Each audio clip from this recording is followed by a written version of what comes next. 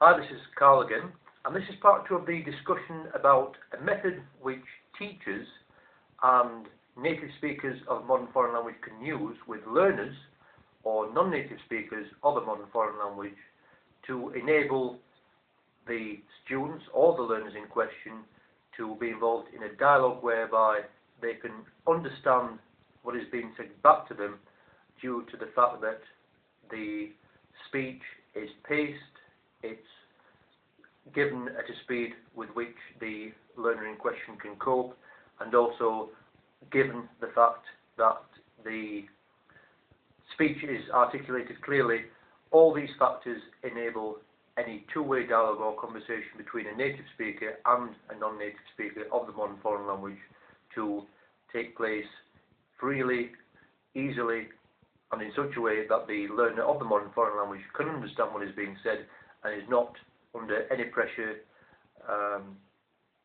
as a result of not being able to understand what is being said, because very often native speakers, when they're spoken to by a non-native speaker in their mother tongue, often assume that that person is able to be proficient in the modern foreign language and can involve himself or herself in a conversation at a near native level. And I also mentioned in part 1 that if you were to ask the majority of learners of a modern foreign language which of the 4 aspects out of reading, writing, listening and speaking they find most difficult, then more often than not the answer will either be the spoken element of the modern foreign language or the listening aspect of the modern foreign language.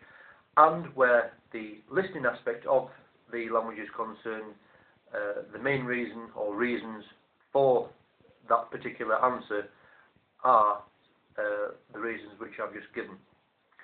So what I suggested in part 1 was that as teachers and as native speakers of a modern foreign language, we try to pace our speech, we try to articulate clearly, and we try to make learners feel relaxed. We try to make ourselves understood, and with that we allow the learners to understand for themselves what we are saying, or what they, i.e. the native speakers of the modern foreign language, are saying, so that the language can be understood, the vocabulary can be picked up, and most important of all, the learners can tune their ear into what is being said and pick up the vocabulary along the way. So in part 1 I gave you an example using a trivia question, and I also mentioned that the majority of my students enjoy very much this kind of activity, even though, as I often say, it's more important to be able to understand the questions than it is to give the correct answers to those questions. So I'll give you another example of a question. As I said last time, I was on a time limit of around 6 minutes, and I think the same applies to this particular video, so I will have to bring this to an end very shortly.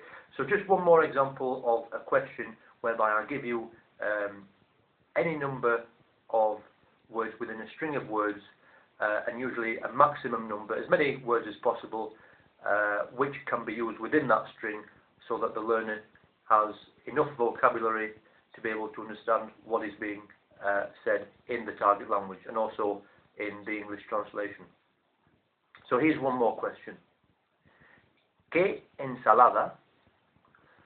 So by using 2 words we erase any doubt as to what the meaning of ¿qué is. ¿Qué ensalada? What salad? Fue creada, was created. Again, fue can mean was or went, so by saying creada in addition to fue within that string, that clarifies the meaning of fue. ¿Qué ensalada fue creada por primera vez, for the first time, en el año 1893, a string in the year 1893, en un famoso hotel neoyorquino? A bit of a tongue twister that one. That's the adjective for New York. Nueva York is a noun. The adjective neoyorquino. Not a word that I practice every day, so hence the tongue tie there. So once more, ¿qué ensalada fue creada por primera vez en el año 1893 en un famoso hotel neoyorquino? What salad was created for the first time in the year 1893 in a famous New York hotel.